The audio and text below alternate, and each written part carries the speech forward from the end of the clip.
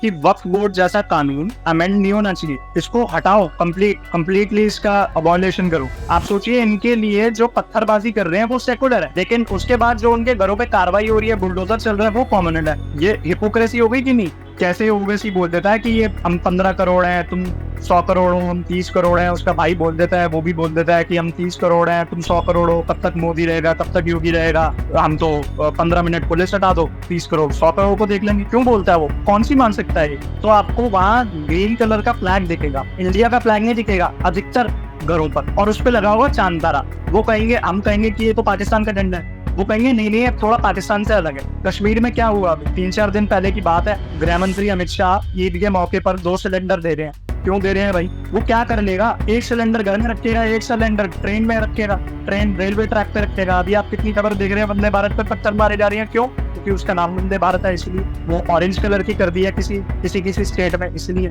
ये उत्तर प्रदेश है, यहाँ मठ भी चलेगा, प्रदेश भी चलेगा, और योगी बाबा का बुलडोजर भी चलेगा। दिक्कत है तो या तो प्रदेश छोड़ दो या बदमाशी करना छोड़ दो।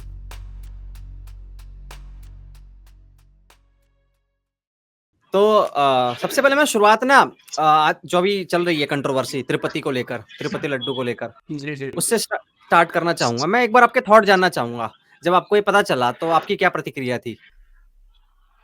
देखिए, मेरी तो मतलब मैंने तो एक वीडियो भी बनाई थी, 2 वीडियो बनाई थी। पहला तो ये कि जो हमारी हिंदुओं की टॉप लीडरशिप है, मतलब वो कुछ कर ही नहीं रही है। जैसे भाई, आपने पढ़ा होगा रिवोल्ट ऑफ 1857, और जैसे मंगल पांडे जी ने गोली चला दी थी, पहले चला दी थी, तो वो सफल नहीं हो पाए। तब एक अफवाह थी, मतलब हमें पढ़ाया जाता है अफवाह थी, अब सच था या नहीं अभी तक तो कंफर्म नहीं है। एनसीईआरटी के पास भी इसका डाटा नहीं है कि वो सच थी या झूठ थी। तो उसमें ये था कि भाई जो गन है उसके कारतूस पे वो चमड़ी लगी हुई है गाय की, उसको खींचते थे।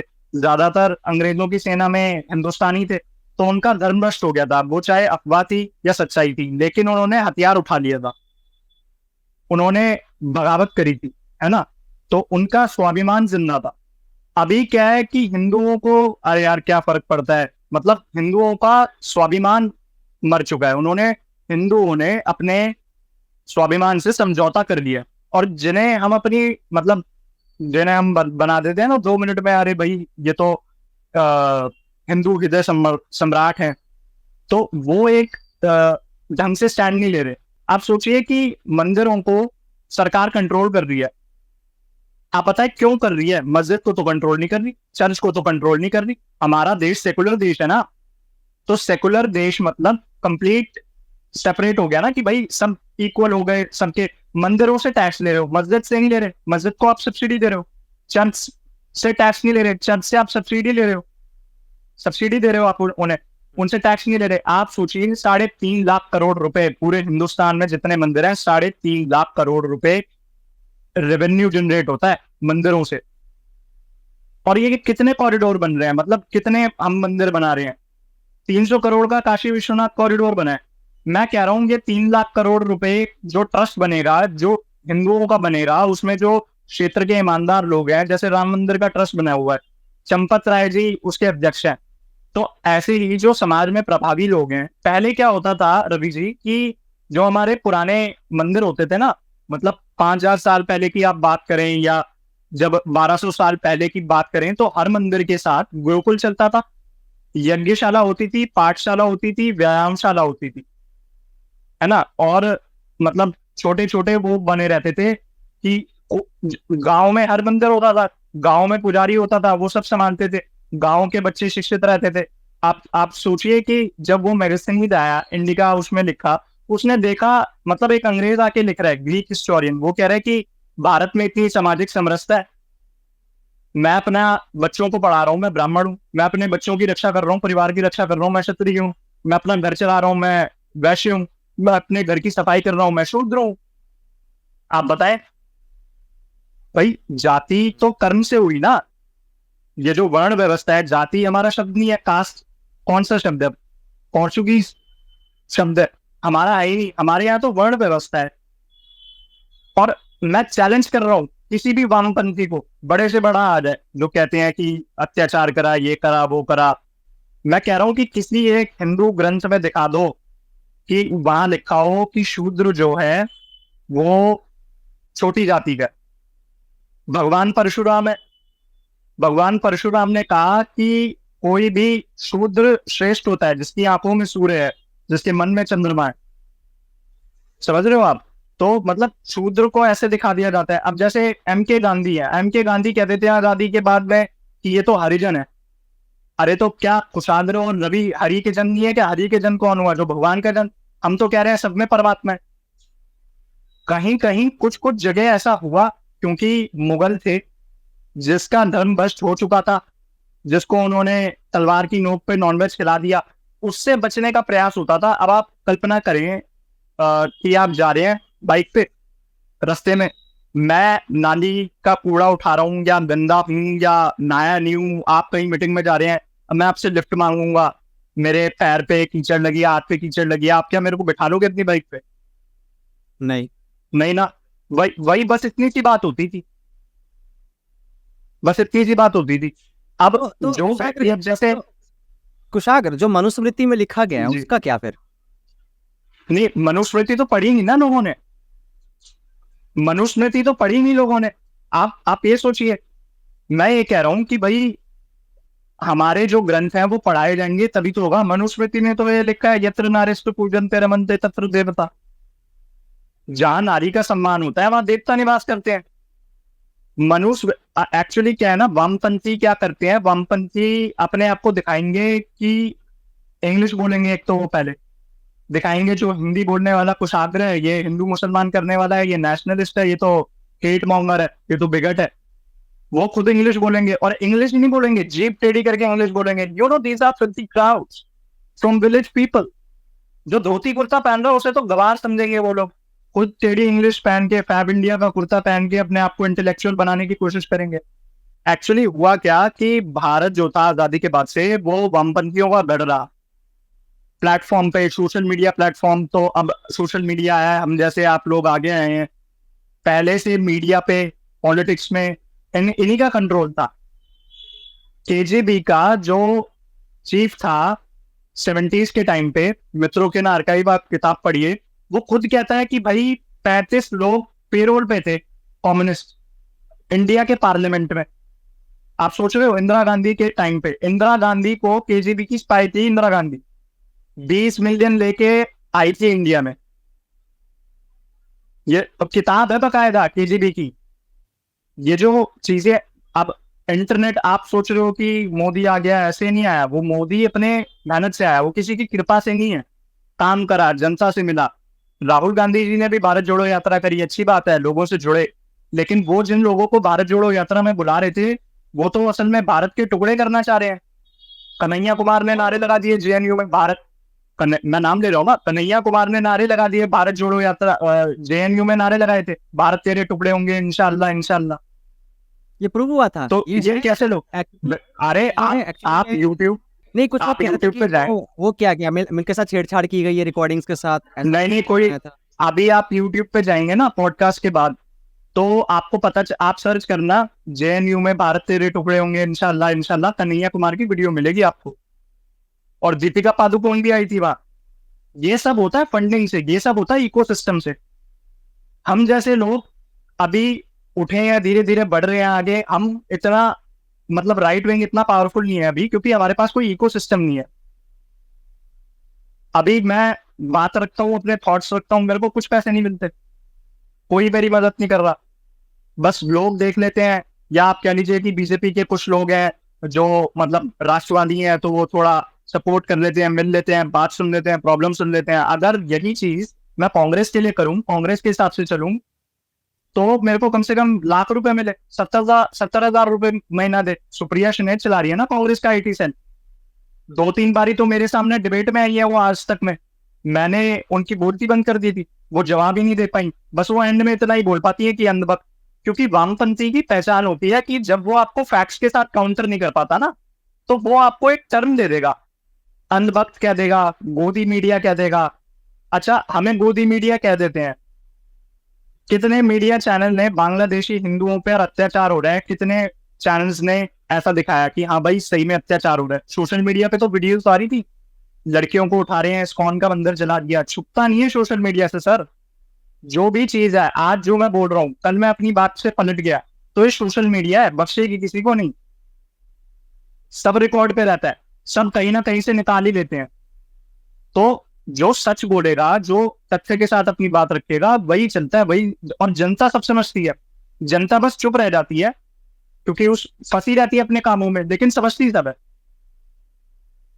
और फिर मैं कह रहा हूं कि ये जो तिरुपति में हुआ ना, तो इसका सॉल्यूशन यही है कि एक सनातन रक्षा बोर्ड बनाया जाए, वो पूरे देश में जितने ऐसे चीजें हो रही है उनका केस लड़ा जाए। आप सोचिए कि अफजल गुरु और कितने कितने आतंकवादियों का केस जमाते इस्लामी लड़ती है। जमाते हिंद बनी हुई है, बांग्लादेश में भी है, पाकिस्तान में भी है, ऐसे ही भारत में है। अभी पीएफआई पे बैन हुआ, सिमी है, वही लोग घूमते रहते हैं आसपास, घूम फिर के वो कोई नया संगठन बना लेते हैं और उसका नाम रखेंगे सोशल जस्टिस, इक्वालिटी, राइट्स, ऐसे ऐसे ही नाम रखते हैं। तो यही है, इसका सॉल्यूशन यही है कि भाई भारत सरकार मंदिरों को टैक्स फ्री करे, मंदिरों से टैक्स ना ले, या मंदिरों से टैक्स ले रही है तो फिर मस्जिद और उससे भी ले, चर्च से।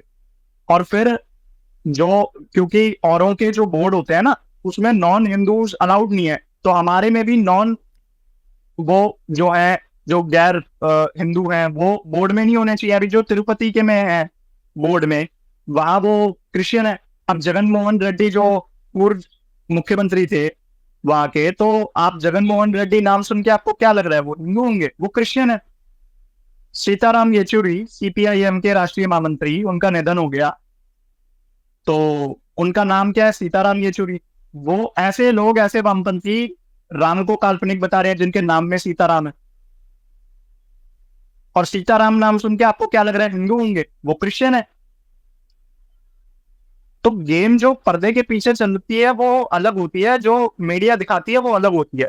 तो कुशाग्र, ये पिछले 10 साल में इनको ये अकल क्यों नहीं आई? अगर हम बीजेपी को पावर में लेके आए आप लोग, जी जी। बीजेपी ने 10 साल क्यों लगा दिए? अब वक्फ बोर्ड पे अब आए हैं, जब ये तीसरी बार जब पावर में आए हैं, जब इतने बैकफुट पे है अब ये 240 सीट के कारण, अब वक्फ बोर्ड के बारे में सोचा जा रहा है।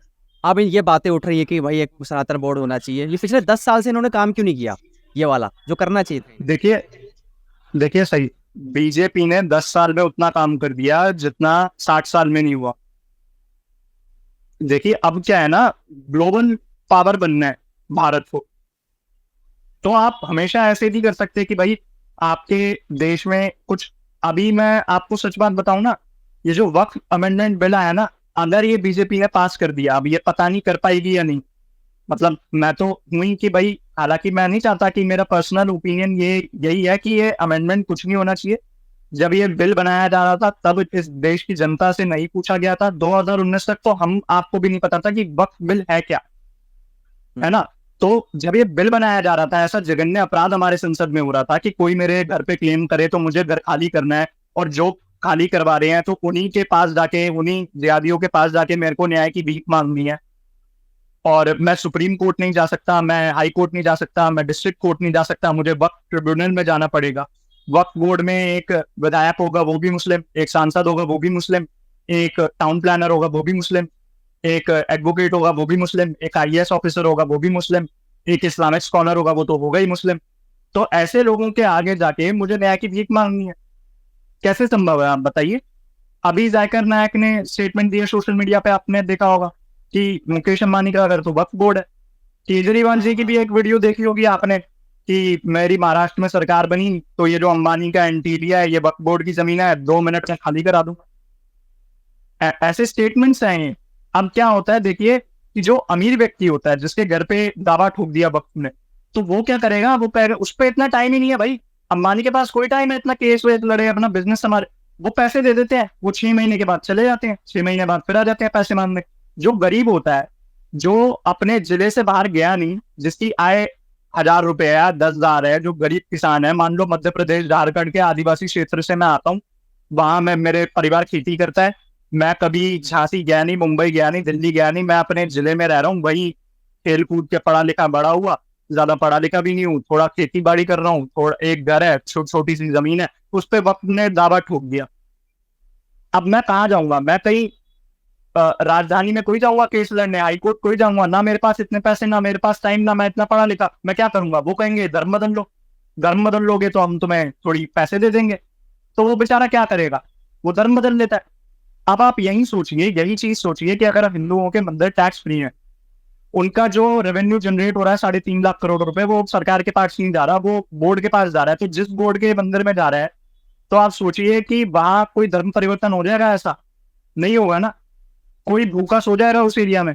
बांग्लादेश में वो हिंदू मंदिर जो जलाए जिहादियों ने, इस्कॉन का मंदिर, वहां बहुत सारे नॉन हिंदूज भी आते थे खाना खाने, लेकिन फिर भी जला ना मंदिर। अब आज पाकिस्तान पे खाने को रोटी नहीं है ना? अगर पाकिस्तान ने हिंदुओं को मारा ना होता, वहां धर्म परिवर्तन ना करा होता, मंदिरों को ना जलाया होता, गुरुद्वारों को ना जलाया होता, लंगर लगते, रोटी के लिए भूखे मरते क्या? भारत तो फिर भी मदद करता है। मालदीव से हमारी लड़ाई हुई, मालदीव चाइना के साथ है, उनकी वहां की लीडरशिप, लेकिन भारत ने फिर भी मदद करी। तो वही मैं कह रहा हूँ। तो ये जो जी। वक्फ बोर्ड है, इसको एब्रोगेट क्यों नहीं किया जा रहा? लाइक मतलब आप देखिए, आप मैं बता रहा हूँ। सेकुलरिज्म खेल रहे हो आप, कि अगर आप सेकुलर कह रहे हो, तो अगर आप उनको दे रहे हो कोई ऐसा बोर्ड, तो हमें बोर्ड दे दो, या तो एब्रोगेट करो। ये दो ही ऑप्शन होने चाहिए। जी जी, वही मैं कह रहा हूँ कि वक्फ बोर्ड जैसा कानून अमेंड नहीं होना चाहिए। इसको हटाओ, कंप्लीटली इसका अबॉलिशन करो। क्योंकि वक्फ बोर्ड जिन देशों में, जो देश इस्लामिक है, जिनमें शरिया का लॉ चलता है, उन देशों में भी वक्फ बोर्ड नहीं है। लेकिन भारत सेकुलर है, हिंदू मुस्लिम भाई भाई, तो यहाँ वक्फ बोर्ड चलेगा। मतलब आप सोचिए 2008 का डेटा है कि भाई वक्फ बोर्ड, जो हमारी डिफेंस है, जो हमारी रेलवे है, उसके बाद सबसे ज्यादा जो प्रॉपर्टी है वो वक्फ बोर्ड के पास है। ये जो लाइन है, ये जो डाटा है, ये 2008 का है। अब जब सेंसस होंगे तो पता लगेगा कि कितनी प्रॉपर्टी है। और फिर कहते हैं कि भारत में मुसलमान खतरे में है। मैं कह रहा था कि वीर सावरकर जी इसलिए तो परेशान थे इनसे, कि आप इतना माइनॉरिटी अपीजमेंट भी मत करो यार, कि जो बेचारा जी, जी। है उसको ही ऐसा लगने लग जाए कि उसके देश में उसके साथ ही डिस्क्रिमिनेशन हो रहा है। नहीं, बोलो। नहीं, मैं कह रहा हूँ कि डिस्क्रिमिनेशन तो छोड़िए आप, हिंदू अपने ही देश में जीने के लिए तरस रहा है। 9 राज्यों में हिंदू माइनॉरिटी में आ चुका है। पूरे नॉर्थ ईस्ट क्रिश्चियन मेजोरिटी है। कश्मीर की आज आप हालत देख ही रहे हो भाई। धारा 370 ही तो हटी है। वहां जो लोग पत्थरबाजी कर रहे थे, उनकी मानसिकता कोई बदली है?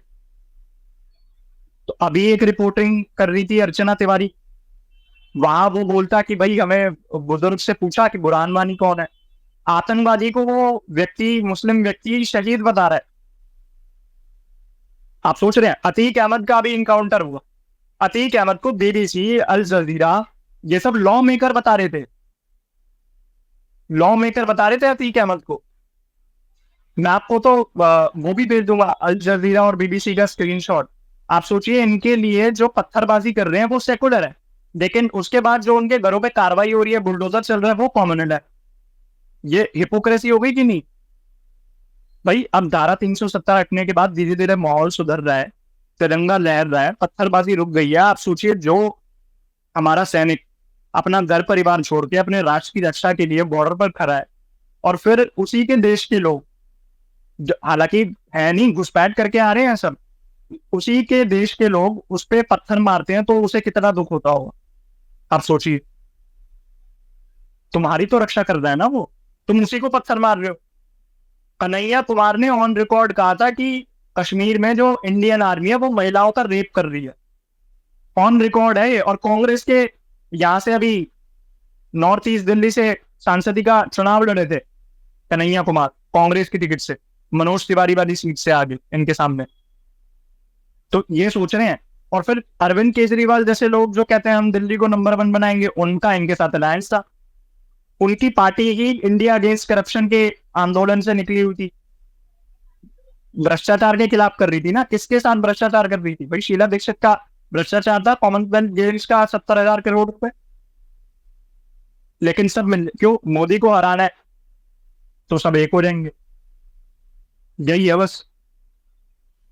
और वक्फ बोर्ड अगर बीजेपी ने, मैं 2 मिनट और लूंगा वक्फ बोर्ड पे, अगर वक्फ बोर्ड बिल ये पास कर दिया बीजेपी गवर्नमेंट ने, एनडीए ने, तो आप सोचिए कि बीजेपी तैयार नहीं है। फिर देखिए, मैं सच बोलता हूं तो मैं सच बता रहा हूं कि बीजेपी तैयार नहीं होगी। जैसे शाहीन बाग हुआ था ना, उससे 10,000 गुना ज्यादा हमारे देश में आंदोलन होंगे और इतने प्रोटेस्ट होंगे, मतलब वो लोग वो ही सड़क पे उतर आएंगे और तोड़ फोड़ करना शुरू कर देंगे। क्योंकि जो इनके ऊपर के जो लोग हैं ना, जो मौलवी हैं, जो मदरसा छाप है, मौलाना, वो सब इनका ब्रेन वॉश कर देते हैं। क्योंकि इनकी आसमानी किताब में तो लिखा है, chapter 9 verse 5, where you find काफिर किल देम। काफिर मतलब डिसबिलीवर। आप सोच रहे हो, तो यही इन्हें पढ़ाया जाता है, यही ये करते हैं। नहीं, आप जो वर्ड यूज कर रहे हो, आपको नहीं लगता है कुछ ज्यादा ही मतलब बहुत एक्सट्रीम में चला जाता है ये? क्योंकि देखिए, मैं क्यों कह रहा हूँ, कुशागर मैं अपना पॉइंट इसलिए रख रहा हूँ क्योंकि यार ऐसे भी बहुत सारे मुस्लिम लोग हैं यार, जो मतलब मैं मानता हूँ कि आप एक अलग ही इमेज बन गई है, क्योंकि जहाँ पे भी टेररिज्म है वहाँ मुस्लिम का नाम आता है। इस्लाम बहुत ज्यादा कॉन्फ्लिक्ट देखने को मिलता है जहाँ भी इस्लाम होता है।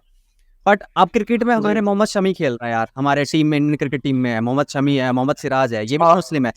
एपीजे अब्दुल कलाम थे, भी मुस्लिम थे। कितने फ्रीडम फाइटर रहे थे, वो भी मुस्लिम थे। तो हमें लगता है कि हमें पूरे इस पूरे रिलीजन कम्युनिटी को अगर हम ऐसे वर्ड का यूज करें तो गलत है। नहीं, बिल्कुल गलत नहीं है। एपीजे अब्दुल कलाम जी का आपने नाम लिया, अतीक अहमद के जनाजे में जितनी मुसलमानों की भीड़ थी और एपीजे अब्दुल कलाम के जनाजे में जितने मुसलमानों की भीड़ थी, आपको फर्क दिख जाएगा। एपीजे अब्दुल कलाम भगवत गीता पढ़ते थे, पायलट बनना चाहते थे, और ऋषिकेश ही आए थे, नैनीताल आश्रम में रुके थे, स्वामी जी से आशीर्वाद दिया। स्वामी जी ने बहुत परेशान थे क्योंकि पायलट का एग्जाम क्वालिफाई नहीं कर पाए थे, पायलट बनना था उन्हें। तो फिर स्वामी जी ने, उन्होंने कहा कि स्वामी जी मुझे फिर संन्यास लेना है, मैं आपकी तरह साधु संत बनूंगा। तो उन्होंने कहा साधु संत क्यों बनोगे, भगवान ने तो आपको कह दिया कि आप अब पायलट नहीं बन सकते, तो आप दूसरा काम करें। तो भगवत गीता पढ़ी, स्वामी जी से उन्होंने समझी सारी, पूरे सारे श्लोक भगवत गीता के कंठस्थ थे उन्हें। और राष्ट्रपति जब वो बने तो राष्ट्रपति भवन में नहीं रहते थे, जो सामने राष्ट्रपति भवन के जो सामने मुगल गार्डन है, अब तो उसका नाम बदल दिया मोदी जी ने, तो वहां उन्होंने एक बांस की कुटिया बनवाई और गाय के गोबर से उसका कुटिया का लेपन करवाया और उसमें रहते थे, उसमें ध्यान करते थे। सोचिए, राष्ट्रपति भवन में कितने अच्छे अच्छे कमरे हैं, वहां नहीं रुकते थे, उस कुटिया में विश्राम करते थे, भगवत गीता पढ़ते थे। तो उनके जनाजे में कितनी भीड़ थी, अतीक अहमद जैसे के में कितनी भीड़ थी, उसे तो मसीहा बता दिया जाता था। मुख्तार अंसारी दंगों में AK-47 लहरा रहा था, वीडियो दिख जाएगी आपको यूट्यूब पे, AK-47 लहरा रहा था और उसको ये लोग शांति का मसीहा बताते हैं। अब उसामा बिन लादेन को आप क्या ब्राह्मण बना दोगे क्या? अरे गाजा में जो हो रहा है, गाजा के जितने आतंकवादी हैं, उनको नहीं पता था क्या कि ये क्या हो रहा है? फिलिस्तीनियों को नहीं पता कि उनके घरों के नीचे से सुरंग जा रही है हिजबुल्लाह के आतंकवादियों की? और इन्होंने ही तो पहले अटैक करा इजराइल पे, 20 मिनट में 4,000 रॉकेट दाग दिए, इजरायली महिलाओं का रेप करा, उनके बच्चे थे छोटे छोटे 8-8 साल के, उनको ओवन में भून दिया। आपको गूगल पे फोटो मिल जाएगी। तो ये इतने वैसे लोग हैं, जब इनकी किताब में यही पढ़ाया जा रहा है, गैर हिंदू से गैर मुसलमान से दोस्ती करना अलाउड नहीं है। कुरान में मोबाइल रखना हदीस में हराम है, मेकअप करना हराम है। ये क्या करते हैं ना, इनका क्या षड्यंत्र है? आप सोचिए कि अगर देखिए भाई भाई होता, यहाँ माइनॉरिटी में थे, अब आए ना 45 करोड़ या 40 करोड़ हैं पूरे भारत में, 5 करोड़ तो बांग्लादेशी रोहिंग्या है। बांग्लादेश में आजादी के समय में 1947 में कितने थे? 29.5% हिंदू थे, आज 1.5% बचे हैं। कहां गए? 72 के पास चले गए क्या? अरे तुम्ही ने तो धर्म परिवर्तन करा। अभी आप देखिए, एक बुक है बीइंग हिंदू इन बांग्लादेश, ये देखिए, ठीक है। इसमें आप देखिए कि एक प्रिंट के पत्रकार हैं, द प्रिंट के दीप हालदर, उनके पूर्वजों के साथ ऐसा हुआ। अभिषेक विश्वास है, उनके साथ ऐसा हुआ, उनके परिवार वालों के साथ, उनकी दादी के साथ। तो एक मैंने वीडियो भी बनाई थी, एक महिला थी पूर्णिमा रानी शील, अभी भी आपको गूगल पे जाएंगे तो आपको आर्टिकल मिल जाएगा। पूर्णिमा रानी शील 12 साल की थी 2001 में जब इलेक्शन हुए, क्योंकि ये शेख हसीना वाली की पार्टी की थी, और इलेक्शन के बाद इनकी पार्टी के वर्कर्स को मारा जा रहा था। ये पोलिंग एजेंट थी, शेख हसीना के ही आजकल काफी करीबी हैं। अभी इनके जिन्होंने आरोपी थे उनमें से 6-7 को फांसी हुई और बाकी अभी देश छोड़ के भागे हुए हैं। ये 12 साल की थी, पोलिंग एजेंट थी, ये अवामी लीग की, वो शेख हसीना की पार्टी की, और 40 जिहादी आते हैं, इनके घर में घुसते हैं, इनके पिता का सैलून लूट लेते हैं और इनका रेप करते हैं। केरला स्टोरी में भी आपने देखा होगा, वो जो क्रिश्चियन लड़की थी जो हार नहीं मानती है, जो लड़की है पूरा कि छोड़ूंगी नहीं इन जानवरों को, मैं पूरी सजा दिला के रहूंगी, उसका भी रेप होता था ना। 20-20 लड़के आते थे, वो बताती थी, फिर वो बेहोश हो जाती थी। ऐसा ही पूर्णिमा रानी के साथ हुआ। 40 लड़के आ रहे हैं, एक 12 साल की बच्ची का रेप कर रहे हैं, वो 20 तक गिन पा रही है, उसके बाद बेहोश हो जा रही है। आप सोचिए उसके माँ बाप पे क्या बीत रही होगी। ये सरवाइव कर गए लोग। हमें ऐसे मारा गया है। आप सोचिए हिटलर ने कितने लाख यहूदियों को मारा था? 60-70 लाख यहूदियों को मारा था विश्व का। 60-70 लाख मारा था मेरे हिसाब से। तो विश्व का सबसे बड़ा जेनोसाइड बताया जाता है उसे। 5.5 लाख तो कश्मीरी पंडितों को भगा दिया। और आप सोचिए कि 1.5 करोड़ हिंदू तो बांग्लादेश में मारे जा चुके हैं, लगभग उससे ज्यादा ही मारे गए हैं। और पाकिस्तान में तो देख ही लीजिए, ये बिल्कुल डेटा है। 1.5 करोड़ आपने बोला। ओके, ये मैं बता रहा हूँ ना, मैं बता रहा हूँ आपको। आज बांग्लादेश में 1 करोड़ हिंदू है जो भारत में आने को तैयार है। इसलिए था सीए इसलिए था। वो कह रहे हैं शाहीन बाग वाले की भाई शाहीन बाग में जो हुआ, जो वहां प्रोटेस्ट कर रहे थे, वो क्यों कर रहे थे? वो कह रहे हैं कि भाई मुसलमानों को नहीं तुमने इंक्लूड करा। सीए यही तो था कि भाई जो माइनॉरिटी है पाकिस्तान में, अफगानिस्तान में, बांग्लादेश में, जिनको प्रताड़ित करा जा रहा है, जिनका परसिक्यूशन हो रहा है, जिनको कन्वर्ट कराया जा रहा है धर्म के नाम पर, सिर्फ उनकी गलती है कि वो हिंदू है, वो अब माइनॉरिटी में आ गए हैं, तो उनको कन्वर्ट कराया जा रहा है। तो उनको बचाने के लिए, उनकी महिलाओं की इज्जत बचाने के लिए उनको भारत में लाया जाए। अब वो मुसलमान यहाँ के प्रदर्शन कर रहे हैं, यहाँ के नेता भी ऐसे उनको झूठ बता रहे हैं, उन्होंने पढ़ा तो है नहीं, जाते तो मदरसे में ही है, कुछ है पंचर पुत्र जो बस भक्त जरूरों के लिए बम फोड़ देंगे कहीं भी नाम लेके। तो ऐसे नहीं चलता है। वो कह रहे हैं कि मुसलमानों को इंक्लूड नहीं करा। अरे तुमसे तो बच के आ रहे हैं यार भाई। इसमें पूर्णिमा रानी शील ने क्या गलती थी? ये किताब है ना, इसमें द प्रिंट के कुशागर भाई, उनका मैंने सुना था, क्योंकि जब मैं प्रोटेस्ट देख रहा था तो उनका ये आर्गुमेंट ये था, लेफ्टिस्ट का, जो भी इन लोगों को प्रोटेस्ट कर रहे थे, वो कहते हैं कि जो कॉन्स्टिट्यूशन है उसमें साफ साफ लिखा हुआ है कि आप जाति धर्म इसके ऊपर आप बेसिस पे आप किसी से डिस्क्रिमिनेशन नहीं करेंगे। तो उन्होंने कहा कि तो क्यों ये जो सीए है ये डिस्क्रिमिनेशन कर रहा है उसके साथ, मुस्लिम के साथ। उनका ये आर्ग्यूमेंट था। नहीं, कॉन्स्टिट्यूशन तो मानते ही नहीं वो लोग कॉन्स्टिट्यूशन का मानते हैं। वो लोग तो शरिया मानते हैं। किसी भी आप मुसलमान से पूछ लो कि भाई तेरे लिए कुरान बढ़िया है, संविधान। डिबेट में मैं जाता था आज तक में, शोएब जमाई आते थे, बोलते थे मेरे लिए तो कुरान बढ़िया। कुशागर भाई एक मिनट, जी। आपको नहीं लगता कि जो ये जितने भी आप लोगों से मिलते हो, जितने भी मुस्लिम लोगों से मिलते हो, वो एक्सट्रीमिस्ट होते हैं, इसलिए आपको ऐसा आपका दिमाग में आपकी आइडिया लग गया है? क्योंकि मेरे आसपास बहुत सारे दोस्त हैं जो कि मतलब 15 अगस्त बड़े प्यार से मनाते हैं। ऐसा भी नहीं है, देखिए 15 अगस्त बनाते हैं, 26 जनवरी बनाते हैं, भारत माता की जय भी बोलते हैं। ये लोग बोलते नहीं है, बहुत समय आपने देखा होगा वीडियोस वगैरह में भारत माता की जय बोलने में उनको दिक्कत होती है, बट कुछ वैसे तो क्या ये भी, तो मैं वही बोलूंगा कि शायद आप एक्सट्रीमिस्ट से मिले हो, इसी कारण आपका ऐसा आइडिया बन गया है, आपके अंदर ये आ गया कि यार ये सारे ही ऐसे होते हैं। देखिए, नहीं ऐसा कुछ नहीं है। मेरी जो नानी का घर है ना, वो संभल लगा। संभल में आप जाओगे ना, चारों तरफ देखोगे, हाईवे पे ही जाओगे ना आप, तो आपको वहां ग्रीन कलर का फ्लैग दिखेगा, इंडिया का फ्लैग नहीं दिखेगा अधिकतर घरों पर, और उस पर लगा हुआ चांद तारा। वो कहेंगे, हम कहेंगे कि ये तो पाकिस्तान का झंडा है, वो कहेंगे नहीं थोड़ा पाकिस्तान से अलग है। उनकी आसमानी किताब जब आपको जिंदा रहने का अधिकार ही नहीं देती, आप समझ रहे हैं, वो जिंदा रहने का अधिकार ही नहीं देती, तो फिर काय किस बात का कॉन्स्टिट्यूशन? भाई आप सोचिए कि जहां बांग्लादेश में कैसे हिंदू घट गए, पाकिस्तान में कैसे घट गए, हिंदू अपने ही देश में 9 राज्यों में कैसे माइनॉरिटी में आ गया, केरल में क्या चल रहा है, कैसे ओवैसी बोल देता है कि ये हम 15 करोड़ हैं, तुम 100 करोड़ हो, हम 30 करोड़ हैं। उसका भाई बोल देता है, वो भी बोल देता है कि हम 30 करोड़ हैं, तुम 100 करोड़ हो, कब तक मोदी रहेगा, कब तक योगी रहेगा, हम तो 15 मिनट पुलिस हटा दो, 30 करोड़ 100 करोड़ को देख लेंगे। क्यों बोलता है वो? कौन सी मान सकता है ये? आप बताएं। मैं वही तो क्या, हमारे आंखों के सामने 92 में 90s में ये जो कश्मीर में हुआ, 5.5 लाख कश्मीरी पंडितों को आधी रात को भगा दिया गया, उनकी महिलाओं का रेप हुआ, उनको बोल दिया गया गालिब सालिब, या तो यहां से भागो, या अपना धर्म परिवर्तन करो, या मर जाओ। आप सोचिए पंजाब में क्या हो रहा है, कैसे वो खालिस्तानी आतंकवादी जीत के आ गया, कैसे कश्मीर में बारामूला से इंजीनियर राशिद अली जीत के आ गया। इंजीनियर राशिद अली तो आईएसआई, तालिबान, लश्कर ए तैयबा से फंडिंग लेता था, 2016-17 में गिरफ्तार हुआ है, एनआईए ने गिरफ्तार करा है, आज उसे बेल मिल गई है चुनाव प्रचार करने के लिए। तो ये कौन लोग हैं जो कश्मीर में उसको जिता रहे हैं, आप बताएं ना भाई।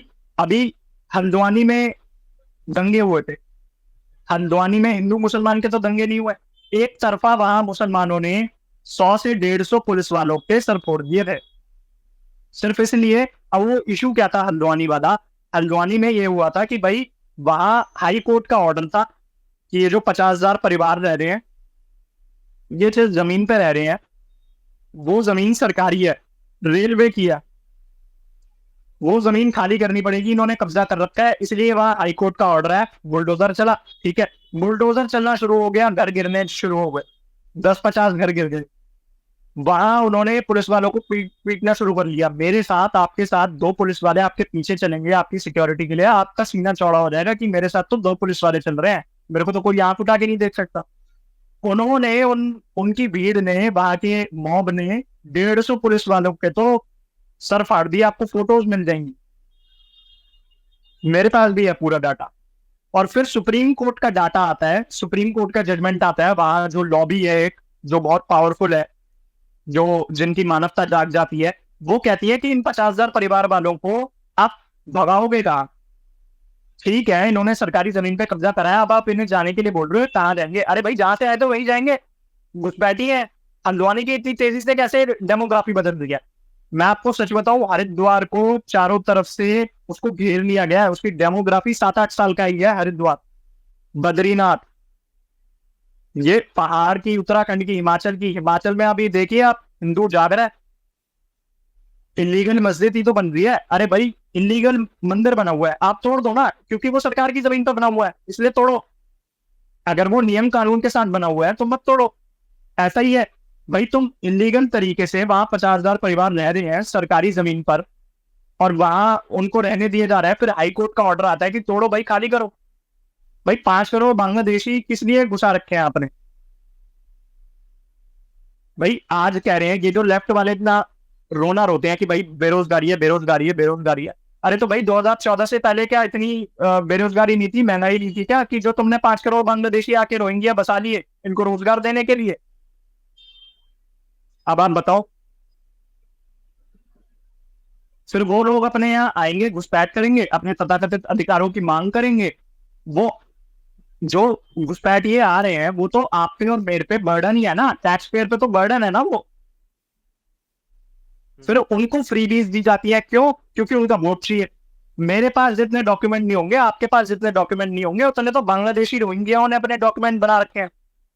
केजरीवाल जी 16-16 हजार रुपए, 17-17 हजार रुपए, जितनी दिल्ली में यमुना किनारे फ्लाईओवर के नीचे जितने बांग्लादेशी रोहिंग्या रह रहे हैं ना, उन सबको देते हैं महीने के महीने। आप सोचिए, तो हमारा देश धर्मशाला है क्या? हमारा देश संविधान से चलेगा, शरिया से चलेगा? अच्छा वो कहते हैं शरिया करेंगे, लेकिन क्रिमिनल सिविल मानेंगे हमारा? क्रिमिनल नहीं मानेंगे। शरिया में लिखा है कि भाई चोरी करे मुसलमान तो हाथ काट दो, लेकिन काटे तो नहीं जा रहे, लेकिन उसकी आस्था तो इसमें है, शरिया में। तो सोचिए कब तक चलेगा। मैं कह रहा था कि जम्मू कश्मीर इलेक्शन आने वाले हैं, जस्ट शायद हमारे अगले महीने ही है, अभी पता नहीं ये वीडियो जब तक आएगा तब तक स्टार्ट हो गए होंगे, चल रही है भाई तो वोटिंग, अब तो रिजल्ट हाँ रिजल्ट आएंगे, रिजल्ट आ ही जाएंगे जब तक शायद हमारे पॉडकास्ट आएगा। तो एक मिनट ये बताओ मुझे कि 370 हटने के बाद क्या क्या परिवर्तन आया है वहाँ पे, और दूसरा इस बार इलेक्शन में आपको क्या नजर आ रहा है कि इलेक्शन में कौन पार्टी आ सकती है पावर में? देखिए, समय निर्धारित करता है सब कुछ।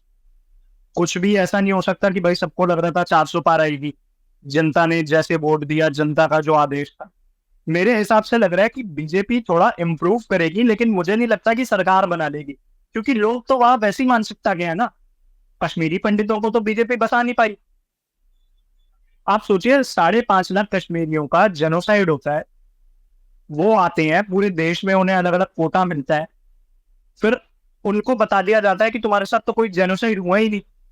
फिर एक फिल्म बनती है, फिर लोग आते हैं, फिर लोगों को सच पता चलता है कि कश्मीर का अलग कॉन्स्टिट्यूशन था, ऐसे हुआ कश्मीरी पंडितों के साथ, है ना। फिर अब 2017 में सुप्रीम कोर्ट का जजमेंट आता है कि भाई इस घटना को 30-32 साल हो चुके हैं जो कश्मीरी पंडितों के साथ हुआ, तो हम न्याय नहीं दे सकते।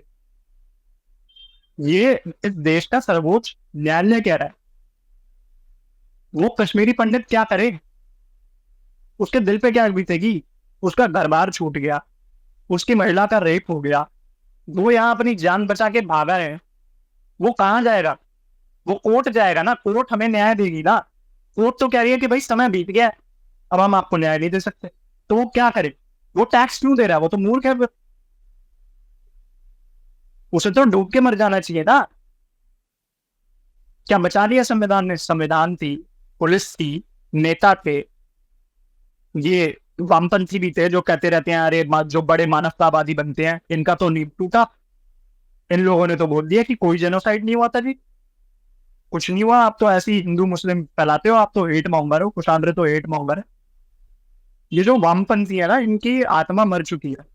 और कश्मीर में जो परिवर्तन आए हैं वो बहुत सारे परिवर्तन आए हैं। मैंने आपको बताया शुरू में ही कि जो पत्थरबाजी होती थी वो रुकी है, सऊदी अरब से कुछ बहुत सारी फंडिंग्स हो रही है, पूरी वर्ल्ड वाइड फंडिंग हो रही है वहां। अभी धीरे धीरे अब थिएटर्स खुलने शुरू हुए हैं, आप खुशी से तिरंगा लहरा सकते हैं अपने घर पे, अपनी जगह।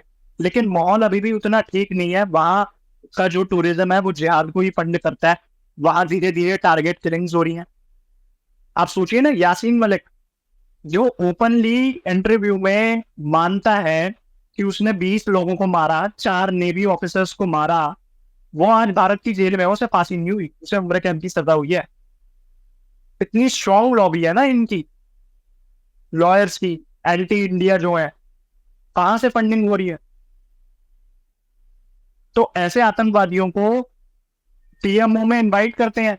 जब मनमोहन सिंह प्रधानमंत्री थे, फोटो मिल जाएगी आपको गूगल से, मैं भी भेज दूंगा आपको, यासीन मलिक को रिस्पेक्ट दे रहे हैं मनमोहन सिंह, ऑफिस में बुला के, अपने ऑफिस में बुला के, जब वो प्रधानमंत्री कार्यालय में बुला के यासीन मलिक को सम्मान दे रहे हैं। आप सोचिए, वो जो कश्मीरी पंडित की तो आत्मा ही मर गई होगी ना कि यार ये हो क्या रहा है, ये तो आतंकवादियों को गले लगा रहे। आप सोचिए,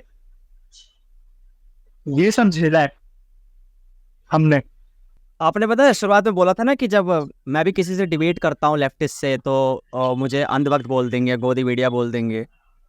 तो ये अब देखा गया है कि अगर मैं अभी कहीं पे बता दूं, मान लो हाइपोथेटिकली कि मैं राइट विंग का हूँ लो, या मैं मोदी को सपोर्ट करता हूँ, तो उनको ये लगेगा ये बंदा नफरत फैलाता है, हेट मॉन्गर है, ये बंदा हेट करता है एक पार्टिकुलर कम्युनिटी से, मतलब पहचान ऐसी हो जाती है। अगर बायो में किसी ने जय श्री राम बोल दिया या लिख दिया तो लगा जाता है कि हाँ भाई ये तो पक्का हेट करता है दूसरी वाली से, मतलब ये अपने धर्म का पालन कर रहा है पर ये हेट करता है दूसरे रिलीजन से। ये ऐसा क्यों करते हैं कि यार को ऐसा क्यों लगता है कि हर राइट विंग का बंदा हेट ही करता होगा? देखिए, इनका नैरेटिव है ना, इनको अपना नैरेटिव गढ़ना है, इनको फंडिंग हो रही है, इनको पैसे मिलते हैं बोलने के। जो भी वामपंथी है हमारे देश में, जैसे जय श्री राम कॉमनल लगता है, अरे भाई 5 टाइम नमाज पढ़ लो सड़क पे बैठ के, वो सेकुलर है। लेकिन मैं अगर जय श्री राम हर हर महादेव बोल दूं तो ये कॉमनल है। आप सोचिए, मतलब सेकुलर होने का अर्थ ये है कि भाई मैं तो मंदिर नहीं जा सकता, लेकिन मुसलमान सड़क पे बैठ के भी नमाज पढ़ सकता है, फ्राइडे को भी छुट्टी होनी चाहिए। क्यों होनी चाहिए भाई? अरे हम लोकतांत्रिक देश में रह रहे हैं या शरिया देश में रह रहे हैं? आप बताइए। और ये जो वामपंथी है ये पढ़े लिखे नहीं होते, मैंने शुरू में ही बताया आपको। ये होते हैं, एक तो ये जो कहानी सुनाते हैं अपनी कि ऐसे हुआ था, ऐसे हुआ था, वो होती है झूठी कहानी। और ये टर्म दे देते हैं, जब ये फैक्ट्स को कोट नहीं कर पाते, फैक्ट्स को डिबंक नहीं कर पाते, तो आप सोचिए राजदीप सरदेसाई, ये हमें गोदी मीडिया बोलते हैं, राजदीप सरदेसाई ये इंडिया टुडे के, उनकी वाइफ सागरिका घोष टीएमसी से राज्यसभा सांसद है। अब आप कल्पना कीजिए कि ऐसा ही किसी, अगर वो बीजेपी में होती तो क्या, तो उसकी तो धज्जियां उड़ा देते हैं लोग। लेकिन वो टीएमसी से सांसद है, राज्यसभा की सागरिका घोष, और वो न्यूट्रल है, राजदीप सरदेसाई न्यूट्रल है। राजदीप सरदेसाई ने पता क्या करा था 2007-8 में? क्या Congress cash for vote scam हुआ था, कांग्रेस सांसद खरीद रही थी पैसे दे करके 2007-8 में। रणदीप सरदेसाई ने स्टिंग ऑपरेशन कर लिया, पैसे देते हुए वो स्टिंग ऑपरेशन हो गया, पूरा कैमरे में फुटेज आ गई। वो फुटेज अगले दिन रणदीप सरदेसाई को चलानी थी। उन्होंने क्या करा, उन्होंने वो फुटेज नहीं चलाई, उन्होंने कोई बहाना दे दिया कि अरे वो थोड़ी गड़बड़ हो गई थी, ब्लर आ रही थी, कुछ ऐसा ही कुछ बेकार सा बहाना दिया। और 3 महीने बाद उन्होंने पद्मश्री ले लिया कांग्रेस से। ये है इनकी पत्रकारिता। ये पत्रकार नहीं है, ये पत्तलकार है, ये दलाल है। आप सोच रहे हैं, आपको क्या लग रहा है ये बरखा दत्त ये कोई न्यूट्रल है? बरखा दत्त कारगिल कवर करने पहुंच गई थी, लाइव रिपोर्टिंग कर रही थी सैटेलाइट फोन से। अब वो आपको बता रही होगी कि लाइव रिपोर्टिंग कर रही है, वो सैटेलाइट फोन से लाइव रिपोर्टिंग कर रही है, कैमरे में है, बॉर्डर पर खड़ी है। उसकी वजह से क्या हुआ, लाइव रिपोर्टिंग से उन आतंकवादियों को उसकी लोकेशन पता लग गई, बरखा दत्त की ट्रेस हो गई लोकेशन। वहां उसके ठीक 10 मिनट बाद अटैक हो जाता है, 4 सोल्जर मर जाते हैं। लोकेशन ट्रेस हो गई ना। ऐसे ही 26/11 में जब 26/11 हुआ, बाहर ताज होटल के बाहर लाइव रिपोर्टिंग कर रही है कि मेरा जो सोर्स है, जो न्यूज है, जो मेरा जो बंदा है जो मुझे इंफॉर्मेशन दे रहा है होटल के अंदर से, वो इस फ्लोर पे है, उसने ये बता दिया। तो आप क्या कर रहे हो? अरे कई जो टेररिस्ट को भी तो कहीं से मैसेज आ रहे होंगे ना कि भाई इस फ्लोर पे जा, इस फ्लोर पे मार, इस फ्लोर पे सिविलियंस है, इस फ्लोर पे अमेरिकन है। तो जब बरखा दत्त लाइव रिपोर्टिंग कर रही है तो ये रूल्स के खिलाफ है। ये चीजें करी है इन्होंने। रवीश कुमार को क्या आप न्यूट्रल समझ रहे हो? रवीश कुमार तो कह रहा है कि बांग्लादेश में अभी ये जो स्टूडेंट प्रोटेस्ट हुआ था, जो शेख हसीना के घर में घुस गए लोग, उसके अंडर गारमेंट्स लहरा रहे हैं, तो वो क्या स्टूडेंट्स है जो उसके घर से सोफा, टीवी, फ्रिज, पंखा, क्या क्या लैम्प चुरा के लेके जा रहे हैं? वो क्या स्टूडेंट्स है? वो कौन लोग हैं? वो कौन भीड़ है? जमाते इस्लामी की थी, जमाते इस्लामी के कार्यकर्ता थे। शेख हसीना को मारने का प्लान था। शेख मुजीबुर रहमान, जो कि एक फादर ऑफ बांग्लादेश कह सकते हैं आप उन्हें, उनके स्टैचू पे चढ़ के वो यूरिनेट कर रहा है वो बंदा उनके स्टैचू पर। तो ये क्या स्टूडेंट्स हैं? और उन्हें रवीश कुमार बता रहा है कि इन्हें शक्ति मिली है, इनको आजादी मिली है, ये इनका हक है। तो देखिए वामपंथी का क्या होता है कि कंफ्लिक्ट क्रिएट करना देश में। वो चाहता है कि कंफ्लिक्ट क्रिएट हो जाए, किसी तरीके से प्रोटेस्ट हो जाए, कुछ हो जाए। वो यही चाहता है, उसका यही होता है कि भाई ये सोसाइटी, समाज टूटेगा, समाज में वो है कि अशांति पैदा करो, देश में वो फंडिंग नहीं होगी, कोई इन्वेस्ट, जिस देश में दंगे हो रहे हैं उस देश में कोई बिजनेस टाइकून क्यों इन्वेस्ट करेगा? आप बताओ मेरे को। उस देश का तो आर्थिक नुकसान है ना। यही चाहते हैं वामपंथी कि भाई एक नेशन फेल हो जाए, फिर एक जॉर्ज सोरोस आ जाए और वो मसीहा बन जाए, वो अपने हिसाब से अपना पपेट बिठाए, जैसे कि बांग्लादेश में कर दिया है इन्होंने, वो यूनेस्को बिठा दिया है। मैं तो आपको एक फोटो भेज दूंगा कि जिसमें जॉर्ज सोरोस, अमर्त्य सिंह और ये यूनुस जो है, ये CIA के जो एजेंट हैं, ये बैठे हुए हैं साथ। तो भाई राहुल गांधी भारत जोड़ो यात्रा कर रहे हैं, सलीम शेट्टी उनकी भारत जोड़ो यात्रा में आ रहा है। सलीम शेट्टी कौन है भाई? जॉर्ज सोरोस का NGO है, ओपन सोसाइटी फाउंडेशन, उसके CEO है सलीम शेट्टी। जॉर्ज सोरोस कहता है कि भाई मैं मोदी को हटाने के लिए $1 बिलियन खर्च करूंगा। अरे भाई 2 बच्चे वाले टैक्स दे रहे हैं, 12 बच्चे वालों को तुम सब्सिडी दे रहे हो, और क्या चाहिए तुम्हें लोकतंत्र में? तुम चुनाव लड़ रहे हो, तुम प्रधानमंत्री मोदी को कैसे कैसे शब्दों से संबोधित कर रहे हो कि इसको डंडा मारेंगे लोग, ये घर से बाहर नहीं निकल पाएगा, ये मौत का सौदागर है। आप सोच रहे हो उन्होंने तो कुछ पलट के जवाब नहीं दिया। उन्होंने तो सुप्रीम कोर्ट के जजमेंट का इंतजार किया, उन्हें क्लीन चिट मिली। अरे गोधरा हुआ था। अरे गोधरा में हादी बिलाल, फारूक बाना, अब्दुल रजाक, आप जाके देख लेना, ये तीनों कांग्रेस के लीडर थे और इन तीनों ने 59 हिंदुओं को जलाया था साबरमती एक्सप्रेस में, गोधरा में 59 हिंदुओं को जो कार सेवा करके आ रहे थे अयोध्या से। उन्होंने तो किसी मुसलमान को नहीं मारा। वो 59 हिंदू शांति से अपना प्रदर्शन करने गए हैं, अपने हक की बात कर रहे हैं कि राम मंदिर बन जाए। वो कार सेवक हैं, वो अयोध्या से वापस अपने घर जा रहे थे ट्रेन में, उनको जला दिया। 59 हिंदुओं को जिंदा जला दिया ट्रेन में, और बाहर निकल ना पाए आग लग के। सोचिए लोहे की ट्रेन नीचे तब के जल गए सब, और गेट बंद कर दिया बाहर से कि बाहर ना निकल पाए कोई। तो कैसी मानसिकता के लोग हैं? और ये कांग्रेस के थे। अजमेर सेक्स स्कैंडल पढ़ा है आपने, सुना होगा आपने जरूर, मूवी भी बनी है। 92 में अजमेर सेक्स स्कैंडल हुआ, 100 से ज्यादा हिंदू महिलाओं का बलात्कार हुआ। अजमेर शरीफ की जो दरगाह है ना, जहाँ हिंदू चादर चढ़ाने जाते हैं, अजमेर शरीफ की दरगाह में 100 से ज्यादा हिंदू महिलाओं का बलात्कार हुआ। जो मेयो कॉलेज में पढ़ती थी लड़कियां, उनको फिर ब्लैकमेल करा गया कि उसकी फोटो खींच ली। अखबार की भी हेडलाइन है, मैं आपको भेजूंगा, अखबार की हेडलाइन है, फोटोज है, 100 से ज्यादा हिंदू महिलाओं का बलात्कार हुआ। अब जाके उनके दोषियों को सजा हुई है, उनमें से भी 2-3 फरार है। अब जाके उन्हें दोषियों को सजा हुई है, दोषी करार दिया है कोर्ट ने। और ये दोनों कांग्रेस के यूथ अध्यक्ष थे उस टाइम पर। और वही मूर्ख हिंदू वही अजमेर शरीफ की दरगाह पर चादर चढ़ाने जाता है। जो हिंदू अजमेर शरीफ की दरगाह पर चादर चढ़ा रहा है, जो हिंदू मतलब उसकी आत्मा मर चुकी है या वो समझौता कर चुका है अपने स्वाभिमान के साथ, तो उससे मैं क्या ही एक्सपेक्ट करूं कि वो तिरुपति पे प्रोटेस्ट कर लेगा। हिंदू तो इसी पे लगा हुआ है ना, दाना बांध रहे हैं कबूतरों की तरह, सब अपना दाना चुगने में लगे हुए हैं कि मेरा घर बन जाए, मेरी बीबी सॉलिटेयर डायमंड ले, गाड़ी हो, बंगला हो, बच्चे पढ़ लिख जाए, दो बच्चे एक अमेरिका में सेटल हो जाए। तो कोविड में तो वो अमेरिका में जो सेटल बच्चा हो रहा था ना, वो आया भी नहीं कि माँ बाप की लाश मैं जला दूं, ऐसी जल गए, ऐसी डॉक्टर उठा के डाल रहे थे, क्रिमिनेशन हो रहा था उनका। तो हम जो है ना, हम भले ही आजाद हो गए हो, मुझे तो नहीं लगता हम आजाद हुए हैं, क्योंकि हम मानसिक रूप से अभी भी गुलाम है। आ गया स्वतंत्र, किंतु चेतना आने ना पाई, चेतना वापस लानी है। तो ये जो 22 जनवरी को हुआ ना, ये बहुत बड़ा ये कार्यक्रम राम मंदिर का, तो राम मंदिर कोई हिंदू मुस्लिम वाला इशू नहीं है। इस देश की पहचान तो भगवान राम से है, बाबर जैसे लुटेरे से तो है नहीं, शाहजहां औरंगजेब जैसे तो जाहिलों से तो है नहीं। शाहजहां ने तो अपनी बेटी है उसकी जहानारा रोशनारा, उनका रेप करा शाहजहां ने। ये पढ़ाया नहीं जाता एनसीईआरटी की बुक्स में। तो अब आप कैसे करोगे, कैसे लड़ोगे इन मानसिकता वाले लोगों से? अभी दिल्ली में 2020 में दंगे हुए। अंकित सक्सेना आईबी का ऑफिसर था, जवान लड़का था, 30 साल से कम की उम्र होगी, उसको काट के सीलमपुर के नाले में फेंक दिया था और न्याय नहीं मिला अभी तक। नुपुर शर्मा का समर्थन करने पर, लोकतांत्रिक देश में मैं किसी का समर्थन करने का मेरे को अधिकार नहीं है क्या? नुपुर शर्मा ने जो बात बोली वो तो कुरान और हदीस में ही लिखी थी ना, वही तो कोट करी उसने। तो नुपुर शर्मा का समर्थन करने पर कन्हैया लाल की दुकान में घुस के उनकी गर्दन काट देते हैं, फिर उनकी वीडियो बना रही हैं। तो ये कैसी मानसिकता के लोग हैं, या कोई इंसान है ये?